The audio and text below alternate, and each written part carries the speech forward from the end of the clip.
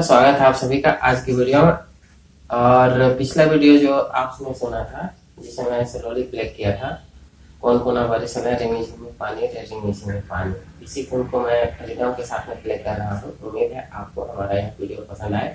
Channel पर नए होंगे तो चैनल को सब्सक्राइब कर दीजिएगा और बेल आइकन को ऑल पे सेट कर दीजिएगा, जिससे हमारे आने वाले सभी वीडियो का नोटिफिकेशन आपको मिलता रहे। तो चलिए शुरू करते हैं।